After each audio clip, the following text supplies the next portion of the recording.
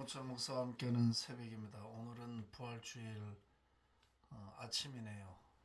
온 교회, 온 세계가 다 우리 구주 그리스도 예수의 부활을 기념하는 그런 기독교 최대의 명절이고 인류 최대의 명절입니다. 믿든지 안 믿든지 예수 그리스도의 부활을 온 세계가 지켜보고 있고, 또 교회는 그 부활주의를 최고의 가치, 최고의 생명으로 여기고 있습니다. 그래서 오늘 저는 본문을 조금 바꿔서 여러분들과 부활에 관한 이야기를 잠깐 나누려고 합니다. 누가복음 24장 36절 보면, 이 말을 할 때 예수께서 친히 그들 가운데 서서 이르시되 너희에게 평강이 있을지어다 하시니 그들이 놀라고 무서워하여 그 보는 것을 영어로 생각하는지라. 예수께서 이르시되 어찌하여 두려워하며 어찌하여 마음에 의심이 일어나느냐.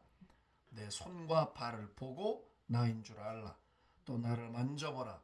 영은 살과 뼈가 없으되 너희 보는 바와 같이 나는 있느니라. 이 말씀을 하시고 손과 발을 보이시사 그들이 너무 기쁨으로 아직도 믿지 못하고 놀랍게 여길 때 이르시되 여기 무슨 먹을 것이 있느냐 하시니 이에 구운 생선 한 토막을 드리니 받으사 그 앞에서 잡수시더라. 또 이르시되 내가 너희와 함께 있을 때 너희에게 말한 바 곧 모세의 율법과 선지자의 글과 시편에 나를 가리켜 기록된 모든 것이 이루어져야 하리라 한 말이 이것이라 하시고, 이에 그들의 마음을 열어 성경을 깨닫게 하시고 또 이르시되 이같이 그리스도가 고난을 받고 제3일에 죽은 자 가운데서 살아날 것과 또 그의 이름으로 죄 사함을 받게 하는 회개가 예루살렘에서 시작하여 모든 족속에게 전파될 것이 기록되었으되 너희는 이 모든 일의 증인이라. 볼지어다 내가 내 아버지께서 약속하신 것을 너희에게 보내리니 너희는 위로부터 능력으로 입혀질 때까지 이 성에 머물라 하시니라. 아멘. 오늘 몇 가지를 좀 짚어보려고 합니다. 첫째는 예수님이 부활의 첫 열매가 되셨죠. 첫 열매요. 그러니까 과수원에 과일들이 익을 때 가장 먼저 열리는 거. 그리고 지속적으로 추수가 일어나면서 이제 끝열매까지 따게 되잖아요. 이제 추수의 첫 열매로서, 부활의 첫 열매로서 예수님이 우리에게 증거가 되셨어요. 본인이 부활하심으로. 그래서 앞으로 우리도 부활할 때 이와 같이 될 것이다를 보여주신 대목이에요. 보면 이제 제자들이 의심을 했어요. 너무 놀라기도 하고, 죽었다가 3일 만에 살아서 나타나시니까 뭐 너무 놀래서 어안이 벙벙했죠. 저는 이해가 돼요. 뭐 우리는 성령의 시대를 살고 다 알고 성경을 보고 믿고 역사가 있으니까 그래도 놀라겠지. 예수님이 지금 우리 눈앞에 나타나시면. 아니까 괜찮은데 이 당시 제자들이 아직 성령이 부어지신 때도 아니고 예수님과 3년을 있었다고 하지만 여전히 그 연모의 정 가지고 있었는데 육신으로 죽는 걸 봤고, 그리고 돌무덤에 내려가 있는 걸 봤는데 3일 만에 다시 살아서 나타나시니까 얼마나 정말 놀랬겠어요. 잘 안 믿어지고. 뭐 불신앙이 아닙니다. 그건 자연스럽게 이해를 할 수 있는 대목이에요. 근데 뭐라고 그러시냐면 내 손과 발을 보고, 못 박힌 자국 보라는 거죠. 나인 줄 알라. 또 나를 만져보라. 영은 살과 뼈가 없지만 너희 보는 바와 같이 나는 있느니라 하고 손과 발을 보여주셨어요. 자, 부활의 몸은 어떨 것인가를 생각할 때 이게 답이에요. 예수님이 죽었다가 부활하심으로 다시 제자들 앞에 섰을 때 그 예수님의 모습은 돌아가시기 전이나 부활하시고 난 후나 제자들이 그때 봤던 그분이에요. 그러니까 우리가 부활의 몸을 가질 때 완전히 딴 사람이 된다고 생각하는 것은 이단적 교리예요. 아니에요. 우리 얼굴이 변한다거나 완전히 다른 사람으로 뭐 환생? 불교에서 믿는 그런 것을 믿는 분들이 있어요. 아니에요. 우리는 환생하지 않아요. 네? 우리가 가진 이 모습, 어쩌면 그 키, 그 체격 그대로 어쩌면 형태를 유지하게 될지도 몰라요. 물론 뭐 아주 키가 작은 분들은 어느 정도 더 성장한 모습으로 나올지 그건 뭐 저도 정확히 모르겠지만, 성경의 힌트들을 근거로 볼 때 지상에 있었던 어떤 그런 모습들을 천국에서도 가지고 있다. 부활의 몸 때도 가지고 있다는 것을 예수님을 보면 알 수가 있어요. 예수님이 키가 더 커지셨다든가 더 작아지셨다든가 하는 조금 요런 실마리조차 없어요. 이 안에 그냥 제자들이 알았어요. 예수님 나타나 설명하자 놀라움으로 봤지만, 만약 예수님이 훨씬 더 커지셨다면 이게 어찌된 일인가라는 기록이 있어야 돼요. 작아지셨으면 이상하다는 기록이 남아야 되는데, 돌아가시기 전에 그 모습 그대로 부활의 모습으로 나타나셨어요. 이 말은 우리도 죽었다가 부활의 몸을 입고 그걸 기다리면서 이제 구속의 몸을 입게 될 때에 지금의 이 형체의 모습을 가지고 있게 된다는 뜻이에요. 더더욱이 우리가 자꾸 영적인 존재가 된다고 생각하는데 아니에요. 영과 혼과 육을 다 가진 존재가 돼요. 이 부활의 몸도 마찬가지거든요. 그래서 살과 뼈가 있어요. 살과 뼈가 있다는 말은 우리 안에 내장 기관, 이게 다 존재하고 있다는 말이에요. 신경 조직도 있고 혈관 조직도 있고 근육도 있고, 지금 저와 여러분들이 갖고 있는 이 머리카락, 눈과 귀, 코, 이 모든 골격과 근육, 내장들을 그대로 갖고 있다는 뜻이에요. 놀랍지 않아요? 예? 예수님은 손과 발에 못이 박힌 것까지 그 흔적을 그냥 가지고 계셨어요. 그리고 그대로 보여주셨어요. 그런데다가 생선이 있느냐 보니 먹을 게 있냐? 생선이 있어요. 나한테 갖고 와라고 그 앞에서 잡수시더라 이렇게 돼 있잖아요. 내장 기관이 없어. 아무것도 없어. 그럼 어떻게 잡수요? 기독교 신앙을 자꾸 이상하게 생각하려고 하는 성향들이 있는데 아니에요. 잡섰다는 말은 소화기관이 이 안에 존재한다는 뜻이잖아요. 배설을 할까요? 아니요. 배설을 할 것 같지 않아요. 왜 배설을 하지 않는가? 죄와 저주가 빠져버린 완전한 몸. 예, 사실은 먹을 수도 있고 안 먹을 수도 있어요. 생명에 전혀 지장이 없어요. 이해가 되세요?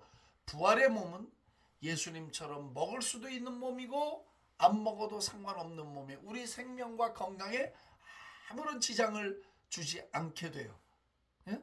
안 먹으니까 배가 고프다든지 그런 일은 부활의 몸에는 존재하지 않겠죠. 그렇지만 잡수셨어요. 음식이 맛있죠. 분명히 마태복음에도 우리가 아브라함의 테이블에 둘러앉아서 먹고 마시리라 하셨거든요. 그러니까 거기도 주스가 있고 뭐 마시는 게 있고 먹는 게 있고, 내가 아버지의 나라에서는 포도로 잔을 마실 때까지는 내가 여기서 안 마시겠다고 그러시잖아요. 생명나무에 과실들이 달마다 맺힌다고 되어 있어요. 그러니까 분명히 부활의 몸은 마실 수 있고 먹을 수 있는 몸이에요. 그런데 안 먹어도 되고 먹어도 되는 예, 전혀 생명과는 지장이 없는 그런 참 놀라운 몸을 가지게 되죠. 배설하지 않는다. 왜? 완전 연소가 돼요. 완전 연소. 100%. 예, 우리 몸 안에서. 그러니까 뭐 그런 염려는 안 해도 됩니다. 전혀 염려 안 해도 되고요. 그래서 부활의 몸은 먹을 수 있는 몸이다.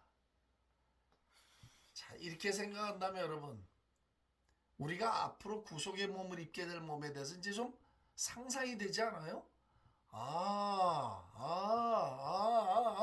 예, 먼저 간 식구들을 만날 때에도 부모님을 만날 때에도, 아내와 남편과 자식을 만날 때도, 친구를 만날 때도, 선배를 만날 때도, 믿음의 동지들을 만날 때도 알아본단 말이에요.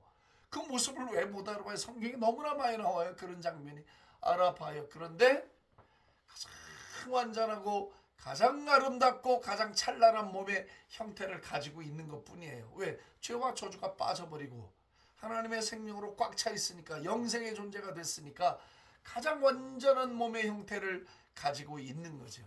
물론 지금 예수님은 하늘나라에서 그런 영광 가운데 그런 영광의 모습으로 계시는 거거든요. 그러니까 예수님만 현재 천국에서 present heaven, 현재 천국에서 부활의 몸을 가지고 계신 딱 한 분이에요. 부활의 몸을 가지고 계신.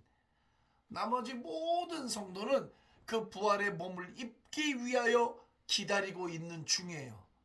만약 저희가 살아있을 때, 지금 살아있을 때 예수님이 재림하시고 먼저 주 안에서 잠든 성도들을 다 데리고 온다고 했으니까, 그렇게 우리가 살아있을 때 재림하신다면 할렐루야, 저는 그럴 가능성도 있다고 믿고 기도하며 살고 있어요. 아니면 상관없어요. 그렇다면 우리는 죽음을 보지 않고 살아서 죄와 저주가 빠져나가고 완전한 부활의 몸을 입게 되겠죠. 그리고 주님과 함께 뒤를 따라오던 많은 성도들이 그때 부활의 몸을 동시에 다 입게 되겠죠. 그러면 우리는 이제 천년왕국으로, 그리고 영원한 주님과 함께 통치의 세계로 왕노릇하는 그런 은혜의 세계. 와, 이건 뭐 어떻게 제가 언어로 좀 표현하기가 쉽지 않습니다. 그래서 그런 부활의 몸을 우리가 입게 된다는 것을 기억하시고요. 예, 질병으로 고통받다 천국을 갔든, 뭐 천수를 누리다가 다 채우고 천국을 가든, 예, 우리가 다시 입게 될 이 몸, 예, 지금 이제 영혼이 빠져서 천국에 가 있는 거잖아요. 그러니까 다시 온전한 몸으로 회복이 돼서 결합되는 날, 우리는 이제 성경이 말한 구속의 완성 속에서 영원을 살게 되겠죠. 그리고 저는 성경이 이제 그 이후의 삶에 대해서 말하지 않아요. 그럼 앞으로 영원 세계에서 어떤 삶이 열려질까를 성경이 말하지 않으니까 우린 입을 다물어야 돼.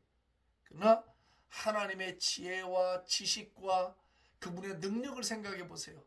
지금 이 우주에 펼쳐져 있는 것도 과학이 아직도 뭐 멀었어. 다 찾으려면 인간의 몸의 신비, 자연의 신비, 모든 조화, 만물이 막 조화를 이루고 빈틈없이 돌아가는 이 모든 것들을 창조하신 아버지의 솜씨를 우리가 믿는다면, 예? 앞으로 열려질 천년왕국과 영원세계 주님과 함께 우리가 살아가는 그 세계가 어떨 것인지를 상상을 해볼 수도 있고 도저히 감이 안 잡힐 수도 있는 거예요. 예. 그분은 어떤 놀라운 계획을 가지고 계신 거예요. 우리 아버지는 우리가 도저히 상상할 수 없는 어떤 어마어마한 계획을 가지고 계신 거예요. 다만 성경이 말하지 않아요. 그거에 대해서는. 왜? 성경은 구속의 이야기야. 일단 구속사의 이야기예요. 그래서 거기까지만 설명하시고 이제 그 이후로부터는 또 하나님의 어떤 놀라운 계획이 있어서 거기에 우리가 참여하는 정말 wonderful life, glorious life, 그 영광의 삶으로 우리가 영원토록 살아가게 될 거니까 그런 건 염려하지 마시고 우리 아버지께 다 맡기고 우린 이 땅에서의 부활의 삶, 구원의 사명 잘 감당할 수 있어야 합니다. 오늘 부활주일 벅차고 감격스러운 하루가 되시기를 소원하고, 오늘만 아니라 우리 일생 날마다가 이 부활의 삶을 살아야 하니까 그 은혜가 충만하기를 바랍니다. 부활의 주님 예수님, 할렐루야 찬양과 경배를 올려드립니다. 우리에게 부활의 모습이 어떨 것인가를 미리 보이시고 첫 열매가 되시고 우리에게 영원한 소망을 안겨 주신 것을 감사합니다.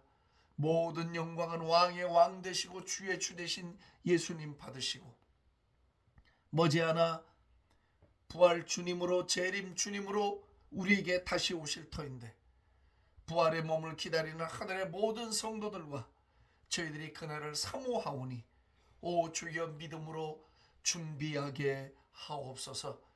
그리고 복음 전하는 구원의 사명 잘 감당하는 저희들 되게 해 주옵소서.